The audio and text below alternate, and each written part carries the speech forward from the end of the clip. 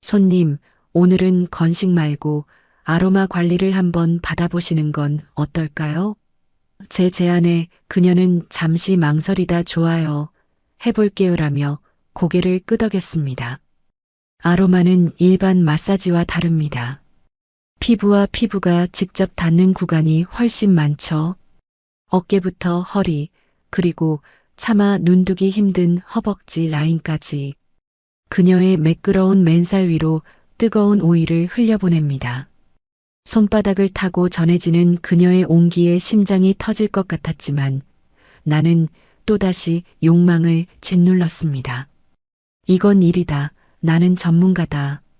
수백 번을 되뇌며 떨리는 손끝에 힘을 주었습니다. 안녕하세요. 지혜사연입니다.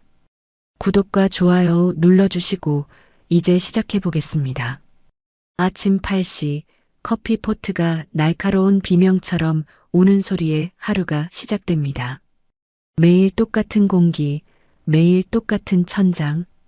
늘 그렇듯 편의점에서 사온 퍽퍽한 토스트 한 조각에 믹스 커피 한 잔을 곁들입니다. 입안을 맴도는 달고 쓴 맛이 오늘따라 유독 텁텁하게 느껴집니다. 나는 오늘도 아무 일 없는, 아니, 아무 일도 없을 게 분명한 하루를 시작합니다. 아무도 없는 집, 아무도 나를 기다리지 않는 저녁.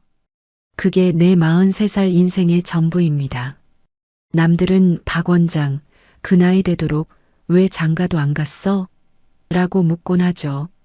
아니, 정확히 말하자면 안 간 게 아니라 못 간 겁니다. 젊은 시절 마음을 다 주었던 여자도 있었고 남들처럼 화목한 가정을 꾸리는 꿈을 꾼 적도 있었습니다. 하지만 인생이라는 게 마음처럼 되던가요? 먹고 사는 게 바빠 앞만 보고 달리다 보니 정신 차려보니 혼자 남겨져 있었습니다. 그래도 내일에는 자부심이 있습니다. 경기도 판교 화려한 IT 빌딩들 사이 한 구석에서 마사지샵을 운영한 지 어느덧 20년. 제 인생은 스포츠 마사지 그 자체였습니다. 어깨가 돌덩이처럼 뭉친 직장인들, 허리가 고장나 일상조차 무너진 사람들. 그들에게 내 손끝은 마지막 한 줄기 희망이었습니다. 사람들은 나보고 장인 정신이 있다고들 합니다.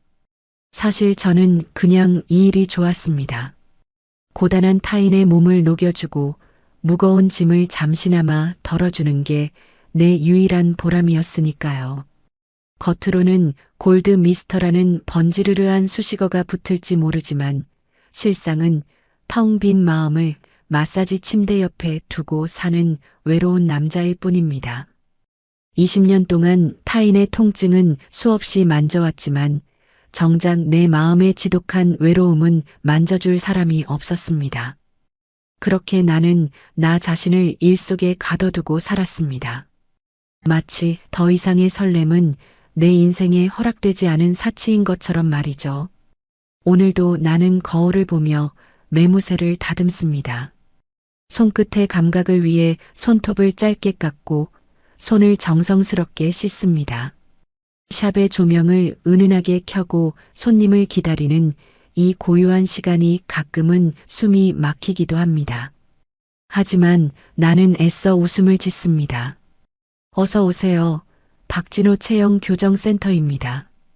이 말을 수만 번 반복하며 나는 또다시 나의 하루를, 나의 고독을 견뎌내려 합니다. 하지만 나는 전혀 몰랐습니다. 오늘 아침에 이 평범한 커피 향이 그리고 매일 똑같던 샵의 공기가 머지않아 완전히 뒤바뀔 거라는 거리요. 평생 남의 근육만 풀어주던 내 투박한 손이 누군가의 꽁꽁 얼어붙은 마음까지 녹여주게 될 줄은 꿈에도 생각지 못했습니다. 자, 이제 문이 열릴 시간입니다. 그리고 그 문 뒤에는 내가 그토록 증오하면서도 그리워하게 될 한 여자가 기다리고 있습니다. 그러던 어느 날이었습니다. 평소와 다름없이 퇴근길에 올랐던 한 달 전의 저녁이었죠. 엘리베이터 앞에 서 있는데 못 보던 이삿짐 상자들이 복도에 가득하더군요. 702호. 바로 내 옆집이었습니다. 누가 이사 왔나 보네 하며 대수롭지 않게 넘기려는데 그때 엘리베이터 문이 열리며 한 여자가 내렸습니다. 그 순간 저는 저도 모르게 숨을 들이켰습니다. 마흔이라기엔 믿기지 않을 정도로 단정하고 세련된 외모, 그리고 묘하게 사람을 긴장시키는 차분한 분위기. 옆집 여자 윤미숙 씨와의 첫 만남이었습니다. 판교라는 동네가 워낙 삭막하다지만 그래도 옆집인데 인사는 하고 지내야지 싶었습니다. 사실은 마음 한구석에서 일렁이는 묘한 호기심이 더 컸을지도 모릅니다. 20년 넘게 마사지를 하며 수많은 사람의 몸을 만져온 저였지만 누군가의 분위기만으로 이렇게 가슴이 일렁인 건 참 오랜만이었거든요. 나는 용기를 냈습니다. 샵에서 손님을 맞이할 때보다 더 조심스럽고 친절한 목소리로 입을 뗐습니다. 안녕하세요. 701호입니다. 오늘 이사 오셨나 봐요? 반갑습니다. 나름대로 가장 정중하고 살갑게 건넨 인사였습니다. 적어도 네. 잘 부탁드려요. 같은 대답 정도는 돌아올 줄 알았습니다. 그런데 그녀는 달랐습니다. 짐 상자를 정리하던 손길을 잠시 멈추고 고개만 살짝, 아주 살짝 까딱하더니 짧게 내뱉더군요. 네. 안녕하세요.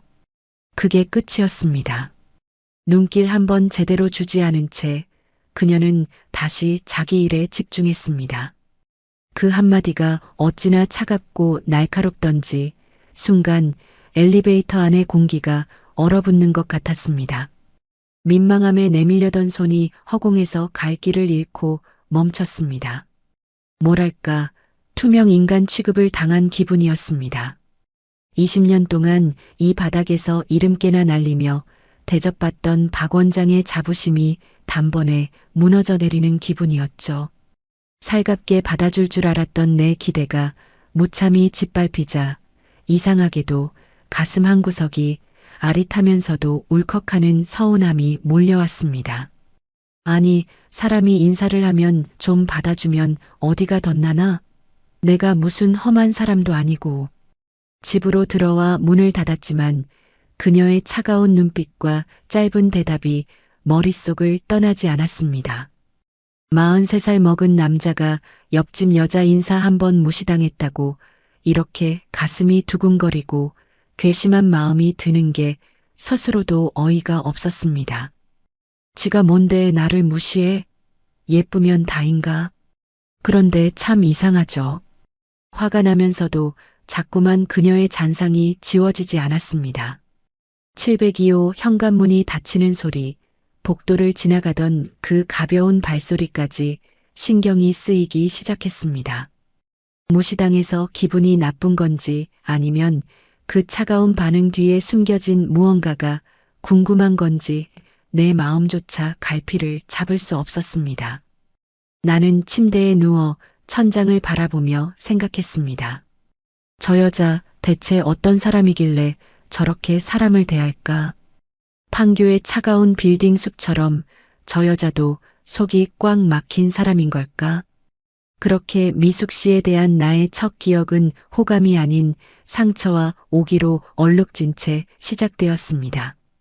미워하기로 마음먹었지만 사실 그건 내 자존심을 지키기 위한 비겁한 변명이었을지도 모릅니다. 미워할수록 더 신경이 쓰인다는 걸 그때의 나는 인정하고 싶지 않았거든요. 하지만 그날 이후 나는 나도 모르게 현관문의 작은 구멍을 통해 혹은 베란다 창문을 통해 그녀의 기척을 살피기 시작했습니다. 그녀가 대체 어떤 삶을 사는지, 왜 그렇게 차갑게 굴 수밖에 없었는지, 미움과 호기심이 뒤엉킨 채 나의 시선은 자꾸만 옆집으로 향했습니다. 그날 이후였습니다. 나는 그녀를 재미없고 콧대 높은 여자라고 딱지를 붙여버렸습니다. 인사를 해도 고개만 까딱하고 지나가는 그 오만한 태도, 지가 뭐라도 되는 양날을 무시하던 그 눈빛, 생각할수록 괘씸하고 자존심이 상해서 나는 그녀를 미워하기로 결심했습니다. 그래, 예쁘면 다냐? 그렇게 잘났으면 어디 얼마나 잘 사나 보자. 하며 속으로 투덜거렸죠. 그런데 참 어이가 없는 게 미워하기로 마음먹을수록 내 시선은 자꾸만 그녀에게 머물렀습니다. 아침 8시 반. 샵으로 출근하기 전 나는 약속이라도 한 듯 베란다 창문을 슬쩍 엽니다. 잠시 후 702호 문이 닫히는 소리가 들리고 그녀가 주차장으로 걸어가는 모습이 보입니다. 단정한 정장 차림에 서류 가방을 든 뒷모습. 한 번을 뒤돌아보지 않고 앞만 보고 걷는 그 걸음걸이가 어찌나 똑 부러지는지 보는 사람 숨이 막힐 정도였죠. 저렇게 깐깐하게 구니까 주변에 사람이 없지. 나는 창문을 닫으며 괜한 독서를 내뱉곤 했습니다. 그런데 주말이 되면 내 마음은 이상하게 흔들리기 시작했습니다. 토요일 오후 장을 보러 가는지 커다란 장바구니를 들고 아파트 입구로 들어오는 그녀의 모습이 보였습니다. 평일에 그 서슬 퍼런 커리어우먼은 어디 가고 약간은 지친 기색으로 편의점 봉투를 달랑거리며 걸어오더군요. 투명한 봉투 사이로 보이는 건 1인용 도시락과 컵라면, 그리고 작은 캔맥주 하나였습니다. 그 모습을 보는데 갑자기 가슴 한구석이 쿡 하고 아파왔습니다. 그건 내가 매일 아침 먹는 편의점 토스트와 다를 바 없는 지독한 외로움의 냄새였거든요. 판교의 화려한 불빛 아래서 다들 행복하게 웃고 떠드는데 저 여자도 나처럼 저 차가운 벽 안에서 혼자 젓가락질을 하겠구나 싶은 생각이 들었습니다. 콧대 높고 도도한 여자인 줄만 알았는데 그녀 역시 그저 하루를 버티고 돌아온 고단한 영혼일 뿐이었습니다. 그날 이후로 나의 관찰은 감시가 아닌 기다림이 되었습니다. 엘리베이터에서 마주치면 이번엔 내가 먼저 아는 척을 하지 말아볼까, 아니면 더 보란 듯이 밝게 인사를 해볼까 고민도 했습니다. 하지만 막상 그녀의 실루엣이 보이면 용기는커녕 숨기 바빴습니다. 혹시라도 내 시선을 들킬까봐 매일 창문을 열어놓고 그녀의 귀가 소리에 귀를 기울이는 이 한심한 43살 남자의 진심을 들킬까봐 겁이 났던 겁니다.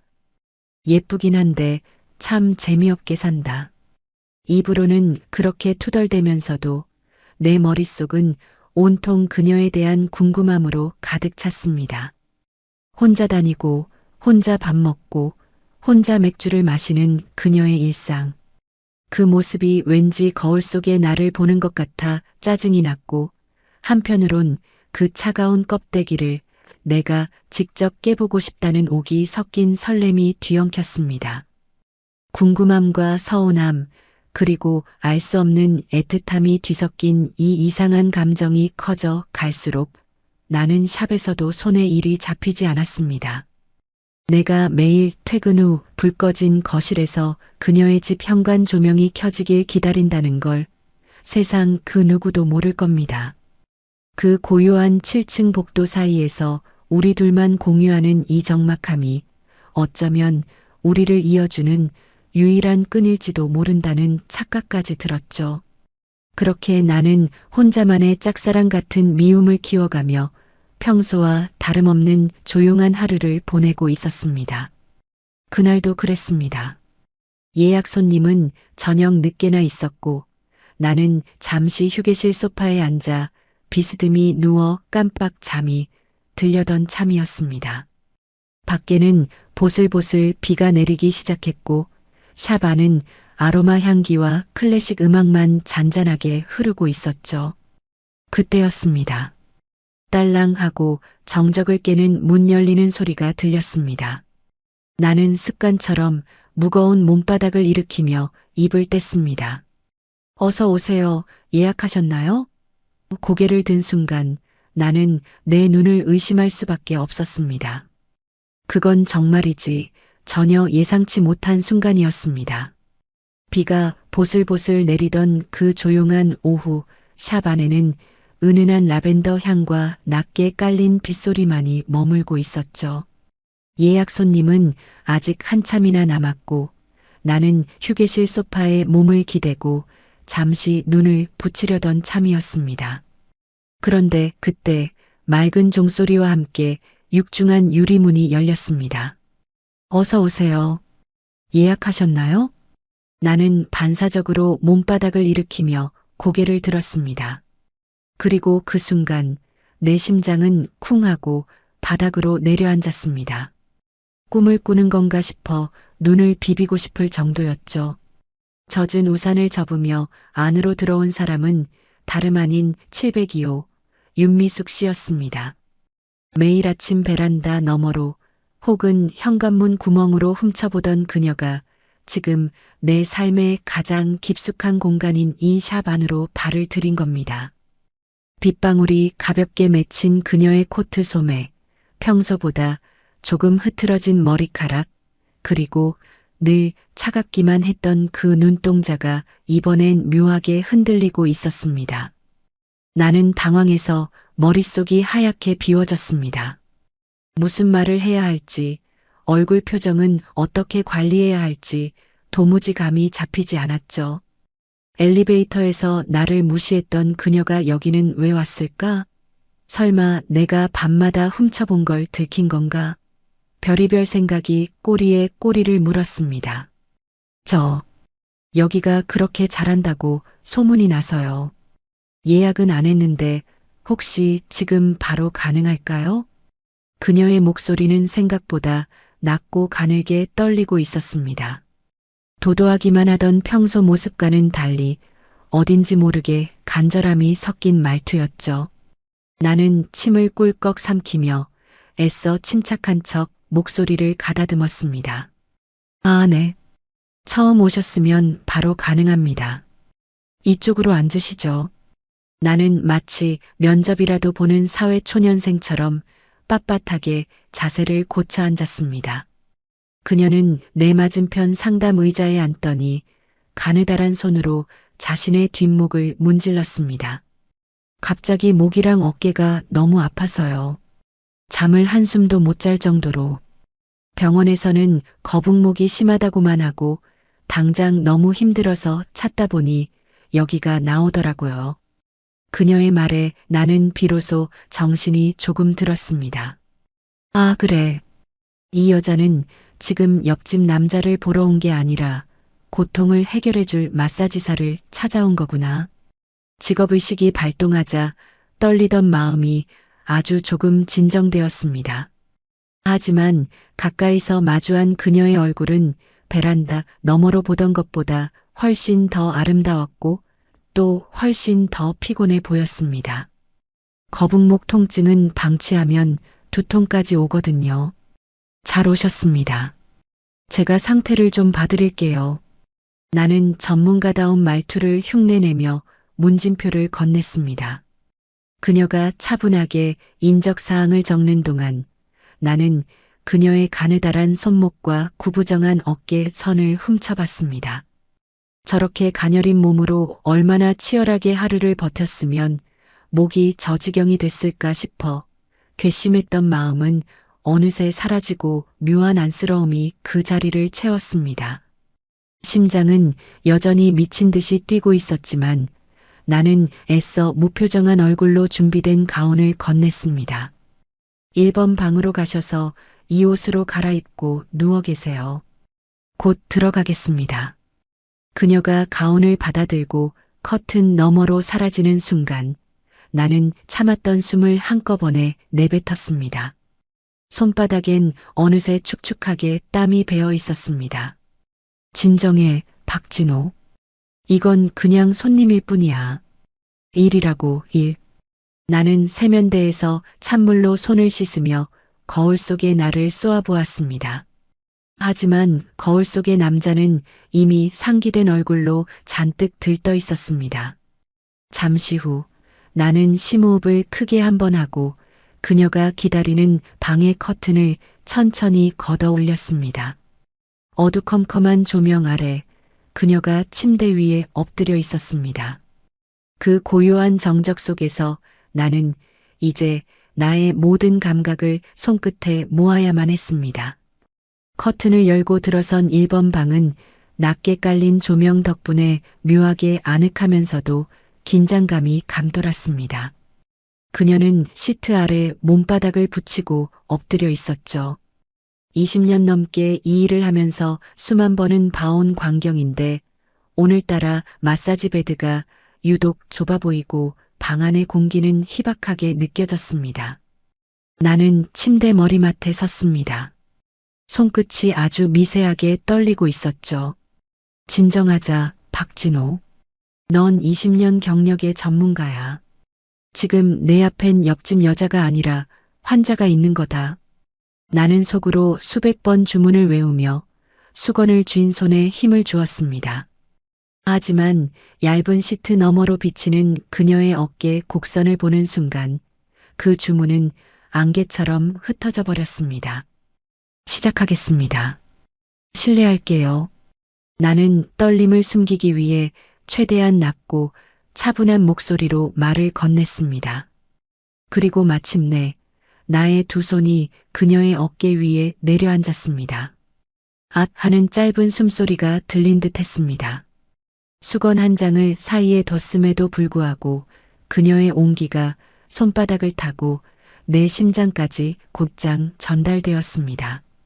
그건 내가 매일 만지는 다른 손님들의 투박한 근육과는 전혀 다른 감촉이었습니다. 작고 가녀린 하지만 지나치게 팽팽하게 날이 서 있는 몸. 나는 숨을 죽이고 천천히 그녀의 목줄기부터 손끝의 감각을 세웠습니다. 어깨가 생각보다 훨씬 더 많이 뭉쳐 있네요. 이 정도로 굳어 있으면 평소에 편두통도 심하셨을 텐데요. 나는 프로페셔널한 모습을 보여주기 위해 애써 담담하게 말을 이어갔습니다. 하지만 내 손가락은 그녀의 근육 사이사이를 파고들 때마다 소스라치게 놀라고 있었습니다. 그녀의 목덜미와 어깨는 마치 단단한 밧줄처럼 꼬여 있었죠. 얼마나 많은 밤을 홀로 견디며 얼마나 많은 긴장 속에서 살아왔길래 40살의 몸이 이토록 비명을 지르고 있는 걸까? 나는 정성을 다했습니다. 이건 더 이상 단순한 영업이 아니었습니다. 엘리베이터에서 나를 무시했던 그녀에 대한 미움도 베란다에서 훔쳐보며 키워왔던 옹졸한 호기심도 모두 잊었습니다. 오로지 내 손끝을 통해 이 여자의 고통을 조금이라도 덜어주고 싶다는 장인으로서의 진심만이 남았습니다. 나는 엄지손가락에 힘을 실어 그녀의 승모근 가장 깊은 곳을 지그시 눌렀습니다. 하고 그녀가 나직한 신음 섞인 한숨을 내뱉었습니다. 아픈 듯 하면서도 시원한 그 반응에 내 등줄기에도 식은 땀이 흘렀습니다. 그녀의 피부에 닿는 손길이 깊어질수록 내 안에 남자 박진호가 자꾸만 고개를 들려 했기 때문입니다. 아니야, 집중해. 지금은 치료 중이야. 나는 입술을 꾹 다물고 그녀의 견갑골 주변을 타고 내려가며 뭉친 근육들을 하나하나 찾아내 풀어주기 시작했습니다. 그녀의 호흡이 내 손길의 리듬에 맞춰 조금씩 느려지는 게 느껴졌습니다. 팽팽하게 당겨져 있던 활시위 같던 그녀의 몸이 내 손끝에서 서서히 녹아내리고 있었습니다. 말은 없었습니다. 조용한 방 안에는 오직 나의 거친 숨소리와 그녀의 가느다란 호흡, 그리고 근육이 풀리며 내는 미세한 소리들만이 공명하고 있었죠. 20년 경력의 내 손은 자신 있게 움직였지만 내 마음은 여전히 살얼음판을 걷는 듯 아슬아슬했습니다.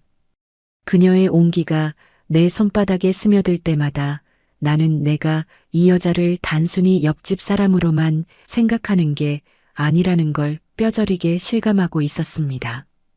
어깨에서 목으로 다시 뒤통수 아래까지 나는 세심하고 정중하게 그러나 확실한 압으로 그녀의 통증을 어루만졌습니다.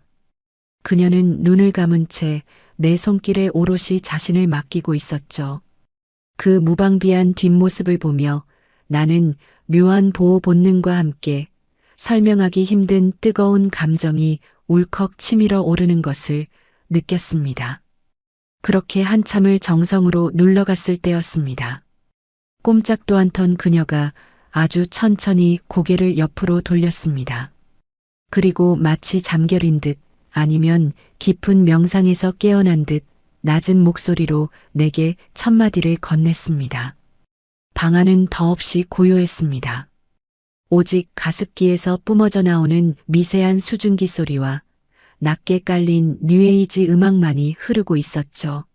하지만 내 손끝이 닿아 있는 그녀의 등 위로는 그 어떤 음악보다 격정적이고 섬세한 대화가 오가고 있었습니다. 20년 동안 사람의 몸을 만져온 내 손은 이제 눈이 없어도 근육의 결을 읽고 그 결 뒤에 숨은 피로의 깊이를 가늠합니다. 처음 내 손이 닿았을 때만 해도 미숙 씨의 몸은 차갑게 얼어붙은 강물 같았습니다. 누군가의 접촉이 익숙하지 않은 듯 혹은 자기 자신을 지키기 위한 방어기제인 듯 잔뜩 힘이 들어가 있었죠. 하지만 내가 묵직하면서도 부드럽게 서두르지 않고 꾸준한 압을 전달하자 그녀의 몸바닥에서부터 변화가 일기 시작했습니다. 후, 그녀의 입술 사이로 아주 가느다란 숨이 빠져나왔습니다. 긴장이 풀릴 때 나오는 전형적인 이완의 신호였죠. 그 소리에 내 가슴도 함께 울렁였습니다. 내 손바닥 아래서 돌덩이처럼 딱딱하던 승모근이 서서히 말랑해지는 게 느껴졌습니다. 뻣뻣하게 날이 서 있던 척추 기립근 주변의 근육들도 내 손길을 따라 유연하게 길을 터주기 시작했죠. 이건 참 신비로운 경험입니다. 말 한마디 섞지 않아도 손끝을 통해 상대방이 지금 나를 믿고 있는지, 내 손길에 몸을 맡기고 있는지가 온전히 전달되거든요. 그녀는 더 이상 나를 경계하지 않았습니다. 엘리베이터에서 보여줬던 그 서늘한 단절감은 간대없고 지금 이 순간만큼은 오로지 내 손길에 의지한 채 모든 무게를 내려놓고 있었습니다. 나는 더 깊게 집중했습니다. 그녀의 호흡 리듬에 내 손의 움직임을 맞췄습니다.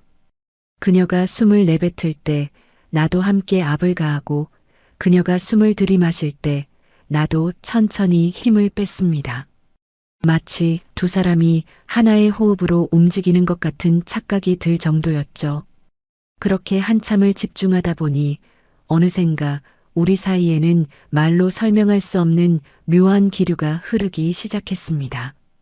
그건 단순히 마사지사와 손님 사이의 신뢰라고 하기엔 너무나 뜨겁고 그렇다고 욕망이라고 단정 짓기엔 너무나 정중한 무엇이었습니다. 손바닥을 타고 전해지는 그녀의 심장 박동이 내 손등의 혈관을 타고 내 심장까지 전해지는 기분. 방 안의 온도가 조금씩 올라가는 것 같았고 내 숨소리는 나도 모르게 조금씩 거칠어지고 있었습니다. 미숙 씨도 아마 느끼고 있었을 겁니다.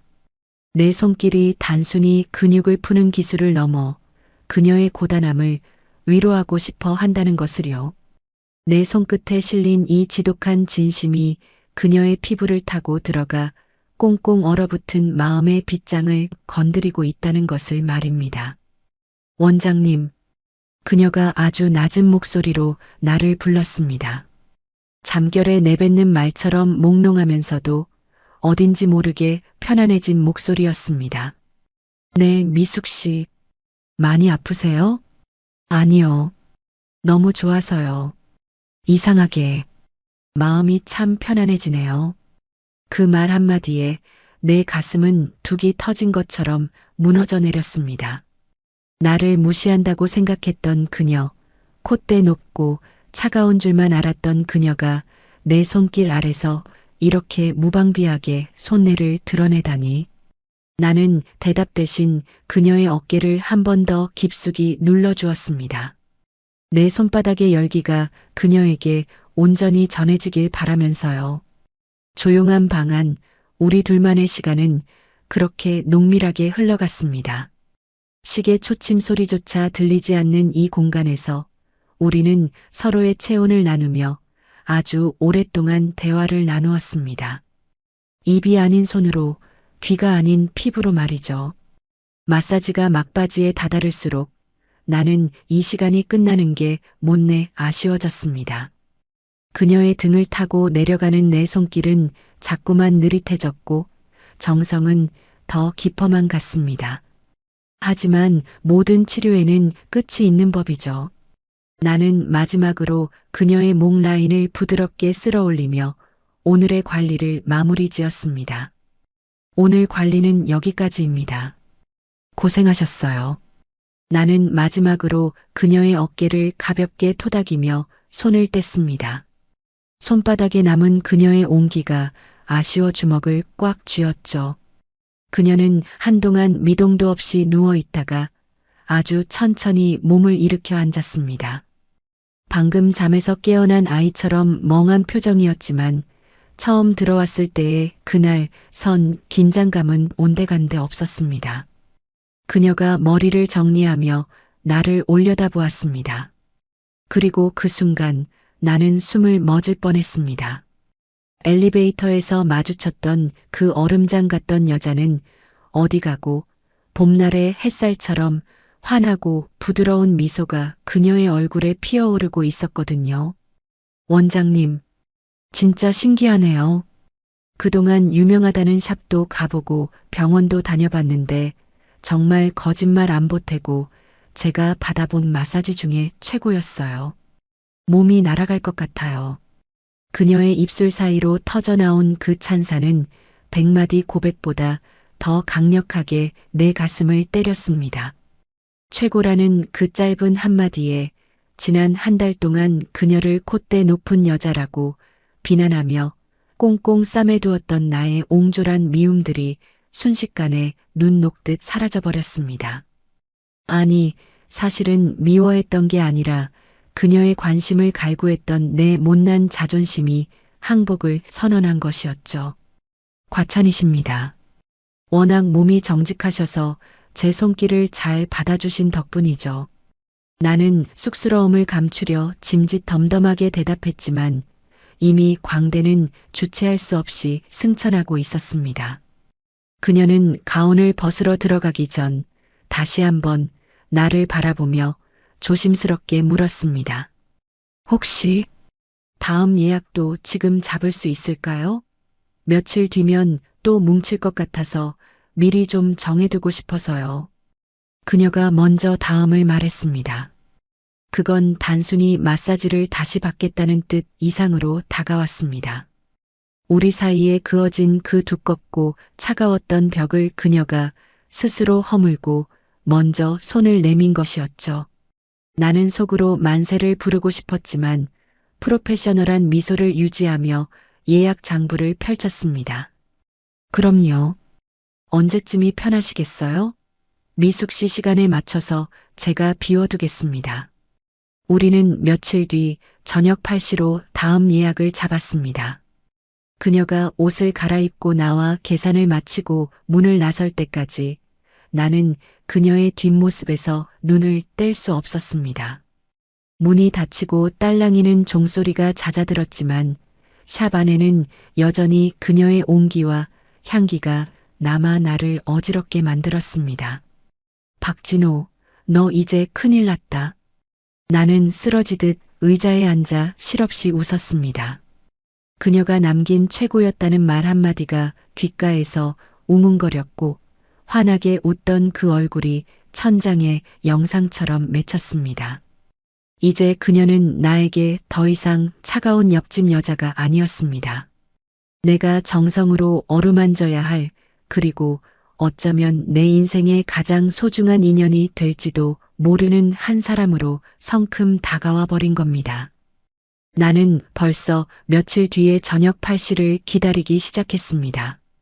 그날은 그녀에게 조금 더 특별한 치유를 선물하고 싶다는 욕심이 생겼습니다. 단순히 근육만 푸는 게 아니라 그녀의 깊은 속내까지 어루만질 수 있는 그런 시간 말이죠.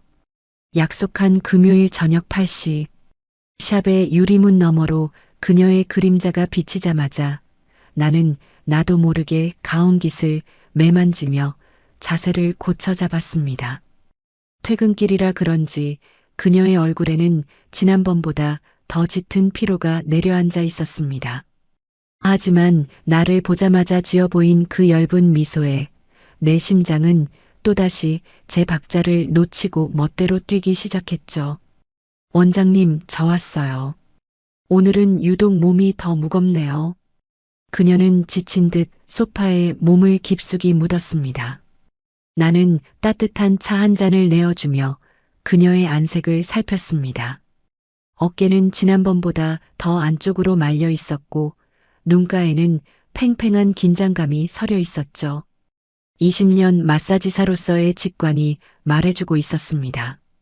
오늘은 단순히 근육을 짓누르는 방식으로는 그녀의 피로를 다 풀어낼 수 없다는 것을요.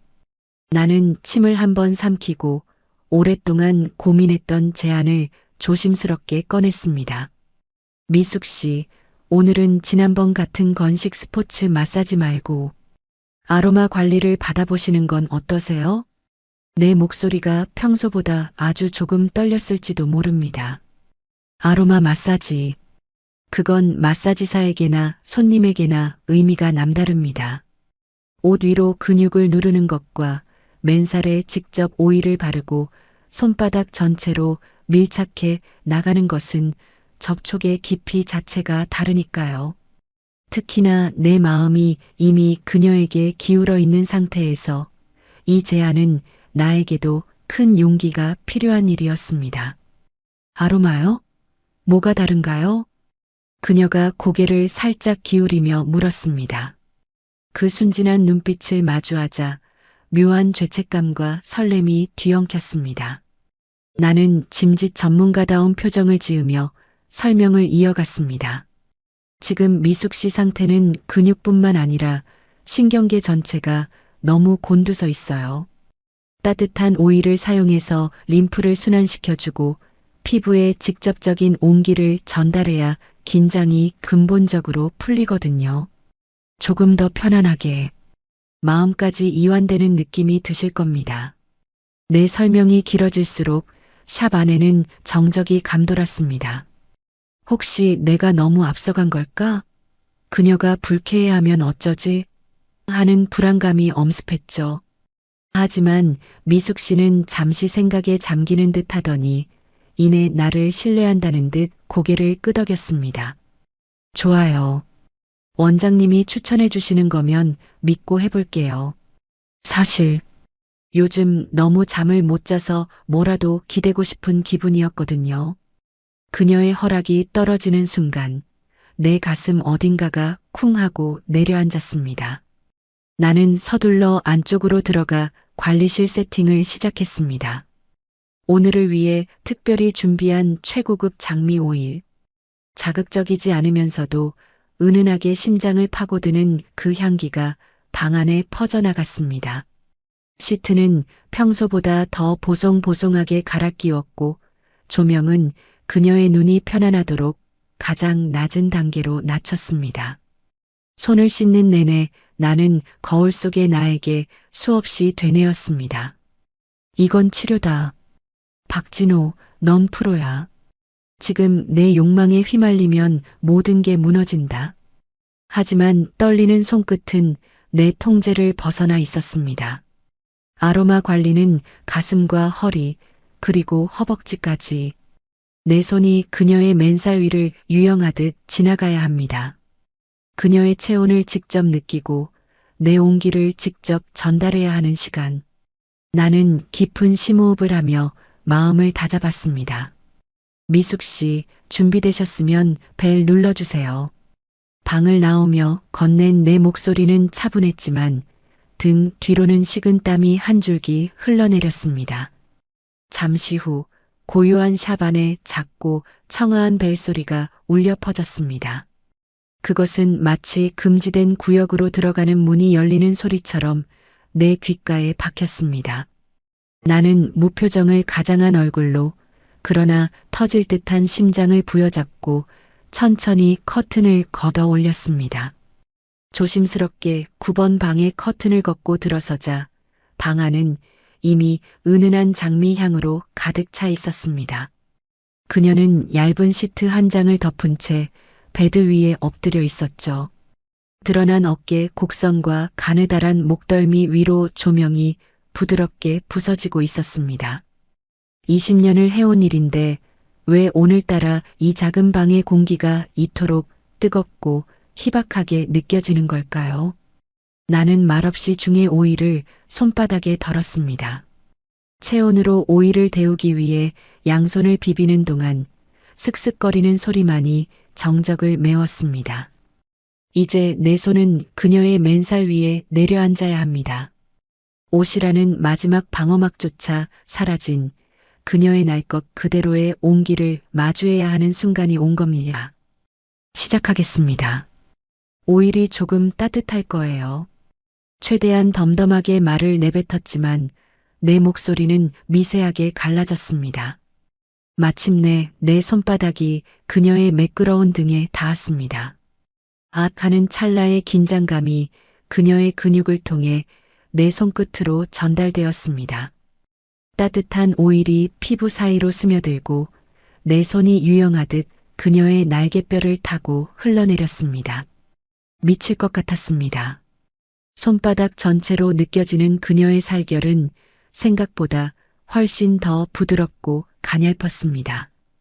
마사지사 박진호는 이 근육을 어떻게 풀어야 할까를 고민하고 있었지만 남자 박진호는 이 여자를 품에 안고 싶다는 거친 욕망과 싸우고 있었습니다. 20년 동안 쌓아온 직업윤리가 거센 파도처럼 밀려오는 감정을 간신히 막아서고 있었죠. 내 손이 허리 곡선을 지나 둔부 근처까지 깊게 내려갔다가 다시 어깨로 올라올 때마다 등줄기에는 식은 땀이 흘렀습니다. 이건 일이다. 이건 치료다. 나는 속으로 수백 번, 수천 번을 주문처럼 외웠습니다. 하지만 오일 때문에 미끄러지듯 움직이는 내 손끝이 그녀의 가슴 옆 라인이나 허벅지 근처를 스칠 때면 이성은 비명처럼 잦아들고 본능이 머릿속을 하얗게 지워버렸습니다. 원장님, 손이 참 따뜻하시네요. 그녀가 나직하게 읊조렸습니다. 그 한마디가 기름을 부은 듯 내 마음을 활활 타오르게 했습니다. 그녀는 눈을 감은 채 내 손길에 오롯이 자신을 맡기고 있었습니다. 이 무방비한 여자의 몸 위로 흐르는 내 감정을 그녀도 느끼고 있는 걸까요? 혹시 내 손바닥의 이 뜨거운 열기가 단순히 오일 때문이 아니라는 걸 눈치채지는 않았을까요? 나는 나 자신을 달래듯 더 천천히, 더 깊게 압을 가했습니다. 욕망을 억누르기 위해 오히려 더 정성스럽게 그녀의 림프를 자극하고 근육의 결을 정리했습니다. 하지만 손길이 반복될수록 내 안의 갈등은 더 치열해졌습니다. 마사지사로서 그녀의 통증을 지워주고 싶다는 진심과 남자로서 이 여자의 살결을 영원히 독점하고 싶다는 이기적인 욕심이 내 안에서 소용돌이치고 있었습니다. 방 안은 오직 우리의 숨소리뿐이었습니다. 그녀의 숨소리가 조금씩 거칠어지고 규칙이 흐트러질 때마다 내 심장도 그 박자에 맞춰 요동쳤습니다. 나는 그녀의 종아리부터 허벅지까지 오일을 펴바르며 뭉친 곳을 세심하게 만졌습니다. 내 손이 닿는 곳마다 그녀의 피부는 발그레하게 달아올랐고 그 열기는 그대로 내 손바닥을 타고 전해져 내 전신을 마비시키는 듯 했습니다. 박진호, 정신 차려. 선을 넘으면 모든 게 끝이야. 나는 입술이 터지도록 꾹 다물며 마지막 남은 이성을 붙잡았습니다. 그녀의 몸은 아름다웠고 그 아름다움 앞에서 내 직업적 자부심은 자꾸만 초라해지려 했습니다. 하지만 나는 멈추지 않았습니다. 아니, 멈출 수 없었습니다. 이 떨리는 손길이 그녀에게 닿는 이 순간만이 내가 그녀와 온전히 소통할 수 있는 유일한 시간이었으니까요. 마침내 1시간이 넘는 관리가 끝났습니다. 나는 젖은 타월로 그녀의 몸에 남은 오일을 닦아냈습니다. 정성스럽게 마치 깨지기 쉬운 보석을 다루듯 조심스럽게 말이죠. 손끝에 남은 잔향과 체온이 못내 아쉬워 나는 그녀가 옷을 갈아입으러 간 뒤에도 한참을 그 자리에 서 있어야 했습니다. 오늘 밤 이 뜨거웠던 공기는 과연 여기서 흩어지고 마는 걸까요? 마사지를 마친 뒤 그녀를 배웅하고 샵의 전등을 하나둘 껐습니다. 손바닥엔 여전히 장미 오일 향과 그녀의 매끄러운 살결에서 느껴지던 열기가 문신처럼 박혀 있었습니다. 정신을 차려보려 찬물로 세수를 했지만 멍해진 머릿속은 좀처럼 맑아지지 않았죠. 가방을 챙겨 엘리베이터 앞에 섰습니다. 띠링 소리와 함께 문이 열렸는데 거기 미숙 씨가 서 있었습니다. 아, 아직 안 가셨네요. 내가 먼저 멋쩍게 말을 건넸습니다. 그녀는 샵에서보다 조금 더 편안해 보이는 차림으로 고개를 끄덕였습니다. 엘리베이터 안의 좁은 공간, 단둘뿐인 정적 속에서 아까 관리실에서 나누었던 그 뜨거운 공기가 다시금 우리를 감싸 안았습니다. 1층으로 내려가는 그 짧은 시간이 마치 영원처럼 길게 느껴졌죠. 원장님 혹시 퇴근하시는 길이면 시간 좀 있으세요? 몸이 너무 가벼워지니까 이상하게 바로 집에 들어가기 싫어서요. 그녀가 먼저 말을 걸어왔습니다. 그 제안이 어찌나 반갑고도 당황스럽던지 나는 나도 모르게 고개를 세차게 끄덕였습니다. 우리는 아파트 단지 근처 작고 조용한 이자카야로 자리를 옮겼습니다. 노란 조명이 낮게 깔린 테이블에 마주 앉자 샵의 사장과 손님이 아닌 남자 박진호와 여자 윤미숙으로서의 시간이 비로소 시작되었습니다. 맥주 첫 잔이 시원하게 목을 타고 넘어갔습니다. 술 기운이 살짝 올라오자 굳게 닫혀있던 마음의 빗장이 조금씩 느슨해지기 시작했죠. 사실 저 아까 마사지 받을 때 좀 울컥했어요. 누군가 내 몸을 그렇게 정성스럽게 어루만져 준 게 정말 얼마만인지 기억도 안 나거든요. 미숙 씨가 젓가락 끝을 만지며 낮게 은조렸습니다. 그녀의 눈동자엔 판교의 화려한 밤거리와는 대조되는 깊은 고독이 서려 있었습니다. 나 역시 술잔을 만지며 그동안 누구에게도 꺼내지 못했던 속내를 털어놓았습니다. 저도 마찬가지예요. 20년 동안 남의 뭉친 곳만 풀어줬지 정작 제 마음이 어디가 뭉쳤는지는 봐주는 사람이 없었거든요.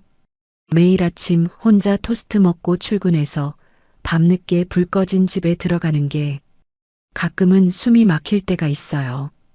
우리는 닮아 있었습니다. 남들이 보기엔 번듯한 직업에 부족함 없는 중년이었지만 속은 텅 빈 강정처럼 외로움으로 가득 차 있었죠. 43살의 남자와 40살의 여자. 각자의 사연으로 결혼 시기를 놓치고 혹은 사람에게 대여 혼자가 된 두 영혼이 술잔 속에서 서로의 상처를 발견한 겁니다. 엘리베이터에서 제가 너무 차가웠죠? 사실 서울에서 이리저리 치이다 내려오다 보니 누가 친절하게 구는 게 무서웠어요. 또 이용당할까봐, 또 상처받을까봐 나도 모르게 가시를 세웠던 것 같아요. 그녀의 고백에 나는 미안함과 안쓰러움이 동시에 몰려왔습니다. 내가 콧대 높다며 미워했던 그 모습이 사실은 자신을 지키기 위한 처절한 몸부림이었다는 걸 알게 되자 술기운보다 더 뜨거운 감정이 울컥 치밀었습니다. 우리는 오래도록 이야기했습니다. 삶의 무게가 얼마나 무거웠는지, 판교의 차가운 빌딩들 사이에서 얼마나 외로웠는지, 술잔이 비워질수록 어색함은 사라지고 그 자리에 깊은 유대감이 들어찼습니다.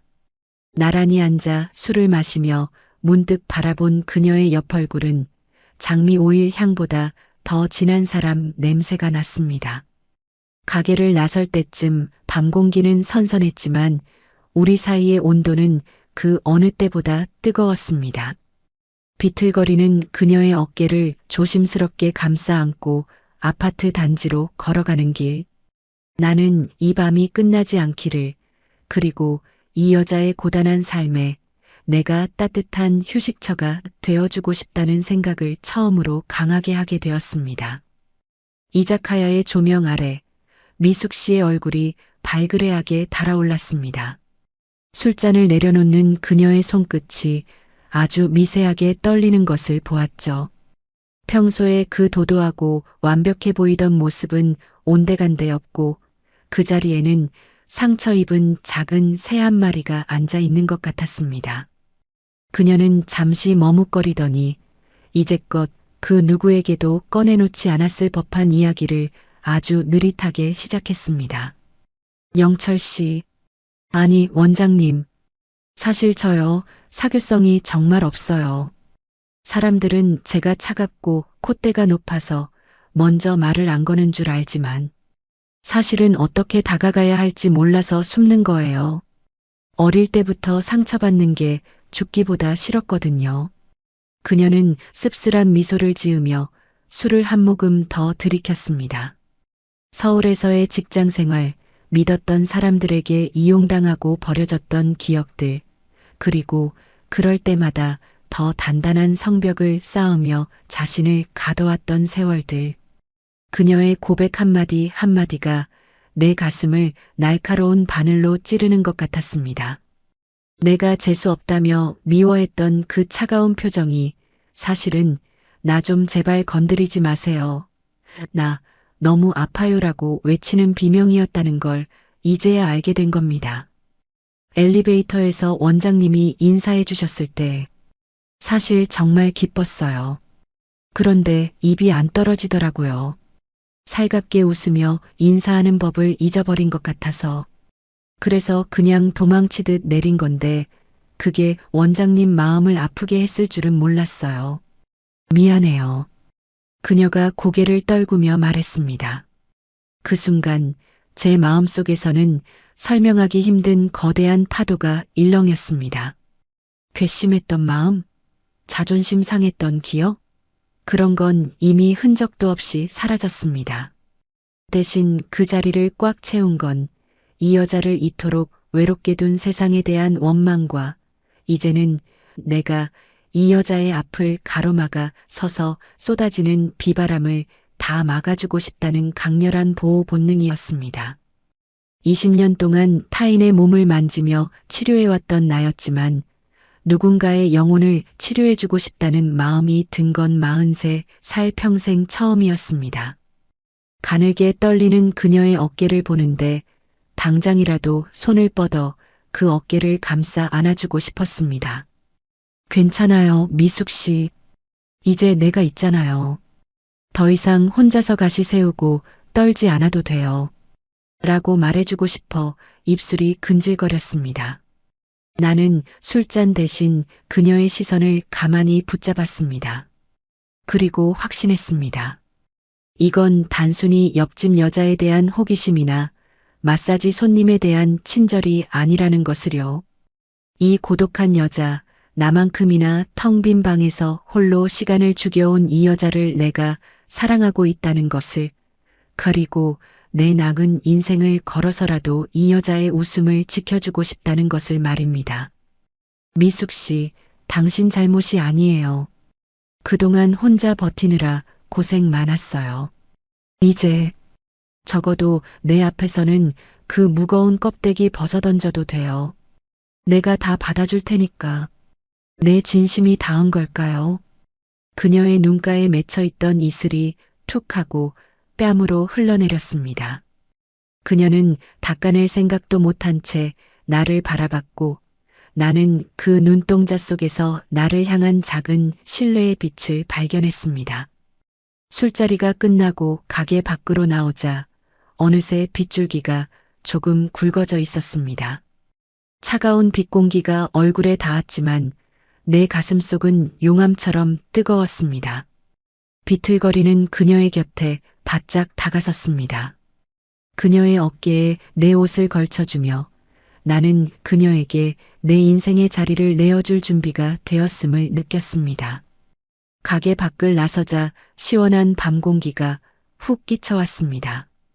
보슬비는 어느새 제법 굵어져 아스팔트 위를 토닥토닥 두드리고 있었죠. 우산 하나를 같이 쓰기엔 조금 좁고 따로 쓰기엔 너무나 아쉬운 거리. 나는 내 어깨가 다 젖어가는 줄도 모르고 미숙 씨 쪽으로 우산을 기울였습니다. 술 기운 때문일까요? 아니면 빗소리가 만들어낸 묘한 마법 때문일까요? 우리를 감싸고 있는 공기는 아까보다 훨씬 더 달콤하고도 팽팽했습니다. 젖은 길 위로 가로등 불빛이 번져나가고 그 빛 사이로 나란히 걷는 우리 두 사람의 그림자가 길게 늘어났습니다. 말은 없었지만 구두 굽소리가 빗소리와 섞여 일정한 리듬을 만들어내고 있었죠. 비가 오니까 마음이 참 이상하네요. 영철 씨랑 이렇게 걷고 있는 게 꼭 꿈 같아요. 그녀가 빗방울이 맺힌 속눈썹을 파르르 떨며 나지막이 말했습니다. 그 목소리가 빗물처럼 내 가슴 속으로 뚝뚝 떨어졌습니다. 나는 옆에서 걷는 그녀를 내려다보았습니다. 빗물에 약간 젖은 그녀의 어깨가 유독 작고 가녀려 보여서 아까 술집에서 느꼈던 그 보호 본능이 다시금 뜨겁게 치밀어 올랐습니다.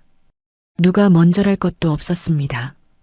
길가에 고인 빗물을 피하려 그녀가 움찔하며 내 쪽으로 몸을 붙인 순간 내 왼손이 자연스럽게 그녀의 오른손을 찾아갔습니다. 처음엔 아주 조심스럽게 손가락 끝만 스쳤습니다. 하지만 이내 그녀가 피하지 않고 내 손등 위로 자신의 손을 포개오는 게 느껴졌습니다.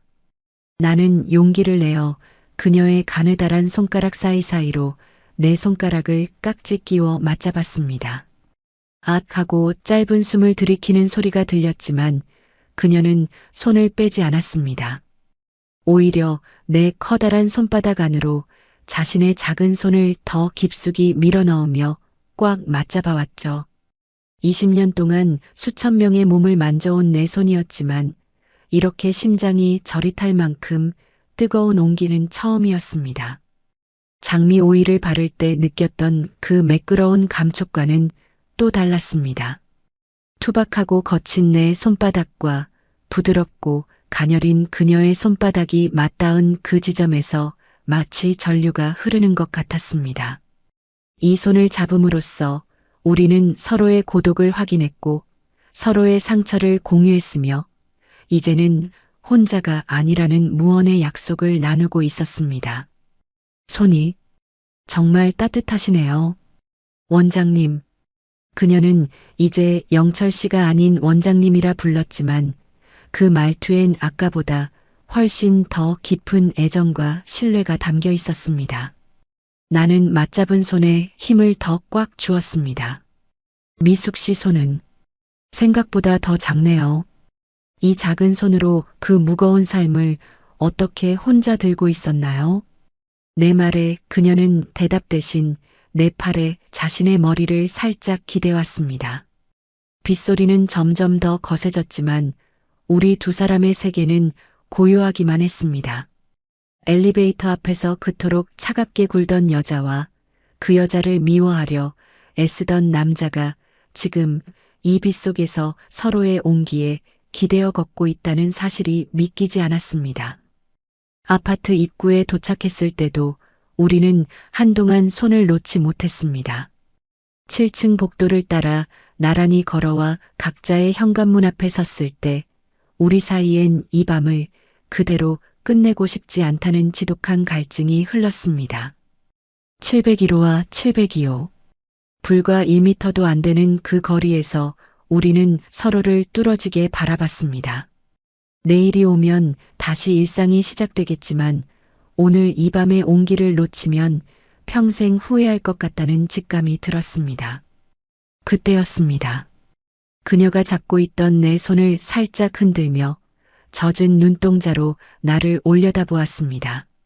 13번 문장. 그 밤의 빗소리가 채 가시지 않은 다음 날이었습니다. 샵의 마감 시간을 알리는 시계가 밤 9시를 가리키고 있었죠.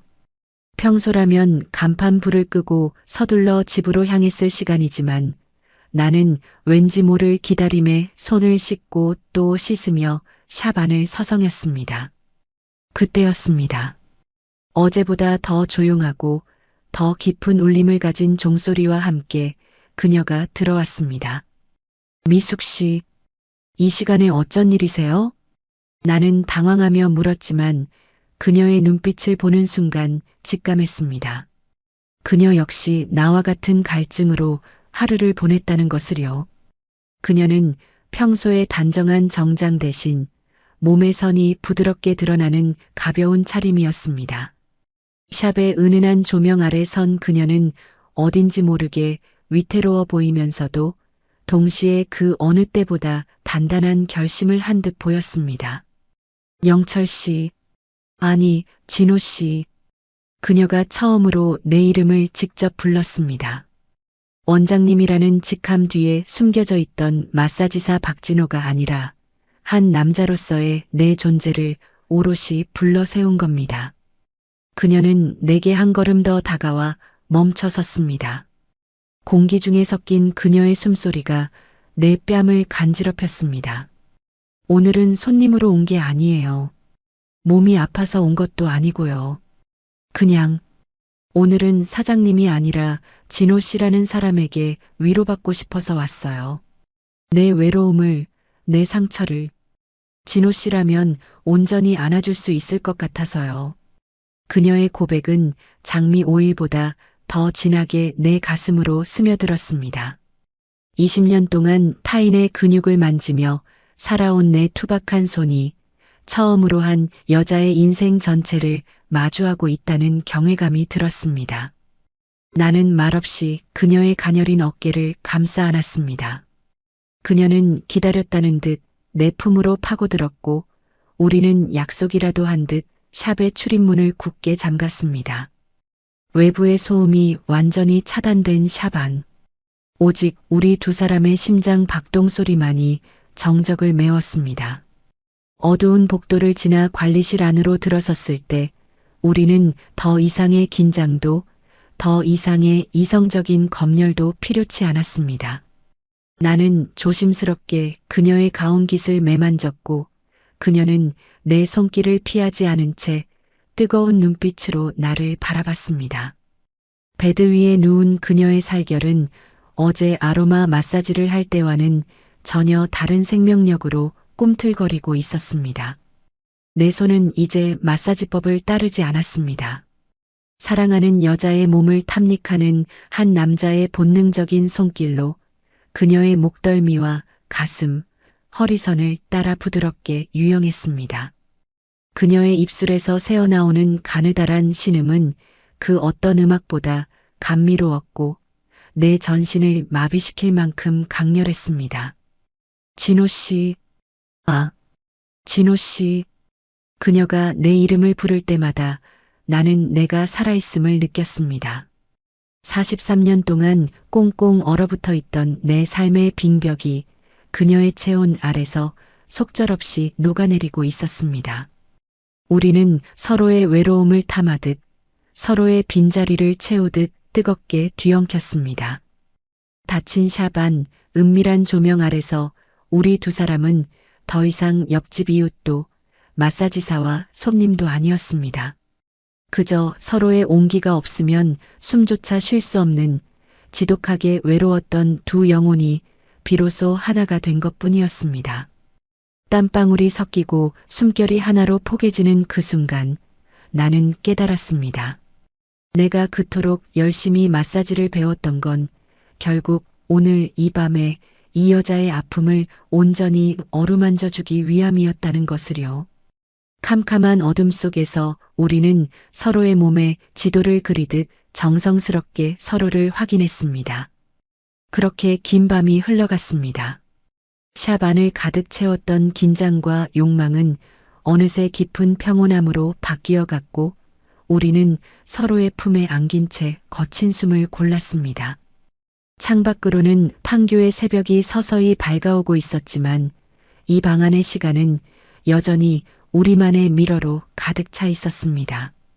커튼 틈새로 비집고 들어온 새벽 햇살이 샵의 낡은 바닥을 비출 때쯤 나는 눈을 떴습니다. 낯선 천장이 아니었습니다. 지난 20년 동안 매일 같이 쓸고 닦았던 내 일터, 내 샵의 관리실이었죠. 하지만 오늘 아침의 공기는 평소와 전혀 달랐습니다. 늘 쌉싸름한 파스 향과 소독약 냄새만 가득하던 이곳에 그녀의 살결에서 배어나온 은은한 향기와 밤새 나누었던 뜨거운 온기가 층층이 쌓여 있었으니까요. 곁을 돌아보자 미숙 씨가 아직 깊은 잠에 빠져 있었습니다. 헝클어진 머리카락 사이로 보이는 그녀의 얼굴은 어제보다 훨씬 평온해 보였습니다. 나는 숨을 죽이고 그녀의 자는 얼굴을 한참 동안 바라봤습니다. 내가 과연 이 행복을 누려도 되는 사람일까? 43살이 되도록 홀로 컵라면을 끓여 먹으며 인생 뭐 있나 싶어 자포자기하며 살던 내게 이런 기적이 정말 찾아온 걸까? 그때였습니다. 그녀의 속눈썹이 파르르 떨리더니 천천히 눈을 떴습니다. 잠결에 나를 발견한 그녀가 수줍은 듯 입가에 엷은 미소를 띄우더군요. 그리고는 아직 잠이 덜 깬 낮고 부드러운 목소리로 내 이름을 불렀습니다. 진호 씨, 벌써 일어났어요? 그 순간 제 가슴속 깊은 곳에서 무언가 툭 하고 끊어지는 기분이 들었습니다. 20년 넘게 이 일을 하면서 가장 많이 들었던 말은 원장님, 사장님, 혹은 선생님이었습니다. 직함 뒤에 숨겨진 인간 박진호는 그 누구에게도 중요한 존재가 아니었죠. 그런데 그녀가 불러준 진호 씨라는 그 평범한 세 글자가 내 텅 비어있던 가슴 구멍을 메우고 남을 만큼 묵직하게 다가왔습니다. 네, 미숙 씨. 잠은 좀 잘 잤나요? 나는 그녀의 머리카락을 조심스럽게 쓸어 넘기며 대답했습니다. 그녀는 대답 대신 내 가슴팍에 얼굴을 묻으며 깊은 숨을 내뱉었습니다. 이상하죠. 여기는 내 집도 아닌데 평생 잤던 잠 중에 가장 깊게 잔 것 같아요. 진호 씨 이름 진작 불러보고 싶었는데 엘리베이터에서 마주칠 때부터 속으로 수만 번은 불렀던 것 같아요. 그녀의 고백에 나는 목이 메어와 아무 말도 할 수 없었습니다. 43년이라는 세월 동안 나를 스쳐 지나간 수많은 사람 중 오직 이 여자만이 나의 진짜 이름을 찾아준 것 같았습니다.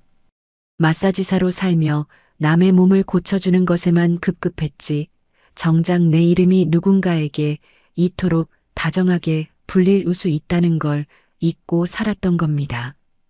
나는 그녀를 더 꽉 끌어안았습니다. 차갑고 삭막한 판교의 빌딩 숲, 매일 똑같은 일상의 쳇바퀴 속에서 나는 늘 나 자신을 잃어버린 채 살았습니다. 하지만 이제는 알 것 같았습니다. 내 인생이 그토록 고독하고 텅 비어 있었던 건 바로 오늘 아침 그녀가 불러줄 내 이름을 기다리기 위함이었다는 것을요. 그녀의 숨결이 내 피부에 닿을 때마다 내 안의 빈 공간들이 하나둘 온기로 채워지는 게 느껴졌습니다. 더 이상 아침 8시의 커피포트 소리가 외롭지 않을 것 같고 불 꺼진 집에 들어가는 게 두렵지 않을 것 같았습니다. 그녀가 내 이름을 부르는 순간 나는 비로소 온전한 한 남자가 되었고 내 낡은 마사지샵은 세상에서 가장 따뜻한 보금자리로 변했습니다. 우리는 한참 동안 그렇게 서로의 이름을 속삭이며 아침 햇살을 맞이했습니다. 대단한 약속이나 화려한 고백은 없었지만 맞잡은 두 손과 서로를 부르는 목소리만으로도 충분했습니다. 내 텅 빈 인생에 그녀라는 가장 큰 조각이 맞춰지는 순간이었습니다. 샵의 창문 너머로 판교의 아침이 분주하게 흘러가고 있었습니다. 평소와 다름없는 출근길의 소음, 바삐 움직이는 사람들. 하지만 그 풍경을 바라보는 제 마음은 어제와는 전혀 다른 세상에 와 있는 듯 했습니다. 내 곁에서 조용히 차잔을 들고 있는 미숙 씨를 보며 나는 비로소 깨달았습니다. 사랑이란 게, 그리고 행복이란 게 대단한 곳에 있는 게 아니라는 것을요. 진호 씨, 우리 오늘 저녁엔 뭐 먹을까요? 매번 먹던 도시락 말고 진짜 맛있는 거 내가 해주고 싶은데. 미숙 씨가 장난스럽게 웃으며 묻습니다. 그 웃음 하나에 내 43살 인생의 고단함이 씻은 듯 사라집니다. 40을 넘기고 이제 내 인생의 꽃은 다 졌다고 생각했습니다.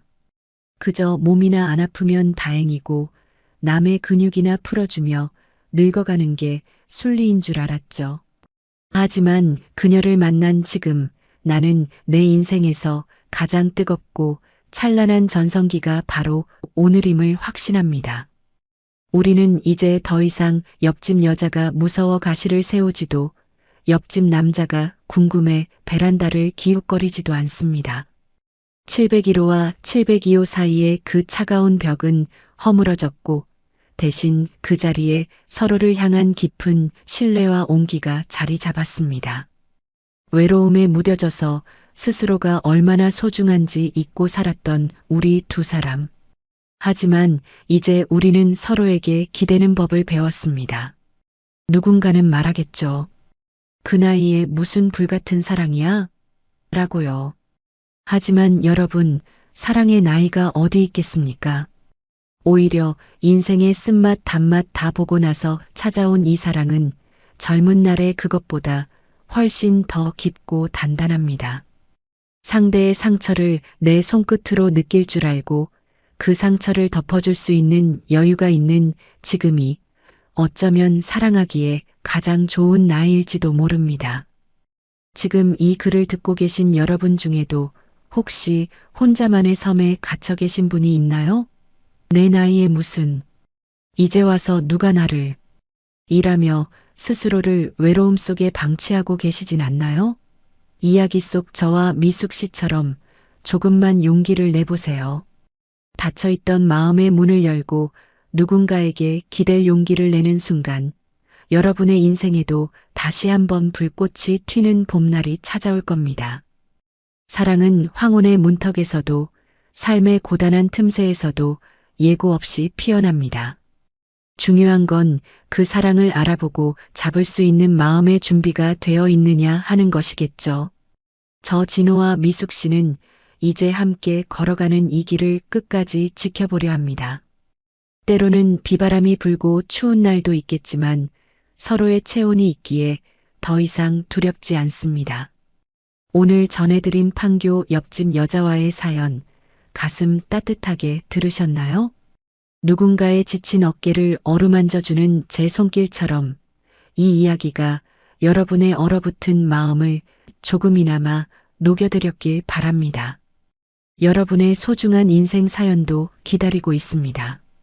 살다 보면 겪게 되는 가슴 아픈 이별 혹은 기적 같은 만남들, 혼자만 간직하기 아까운 이야기가 있다면 언제든 댓글이나 메일로 남겨주세요. 이야기가 좋으셨다면 구독과 좋아요, 그리고 알림 설정까지 꼭 부탁드립니다. 여러분의 따뜻한 클릭 한 번이 저에게는 다음 이야기를 준비하는 가장 큰 힘이 됩니다. 여러분이 남겨주시는 소중한 댓글 하나하나가 저에겐 큰 위로가 된답니다. 지금 당신 곁에 있는 소중한 사람의 손을 한 번 더 꽉 잡아주세요. 그리고 아직 그 사람을 만나지 못했다면 머지않아 찾아올 당신의 전성기를 믿고 기다려보세요. 사랑은 반드시 찾아옵니다. 지금까지 지혜사연이었습니다. 오늘도 평안하고 따뜻한 밤 되시길 바랍니다. 감사합니다.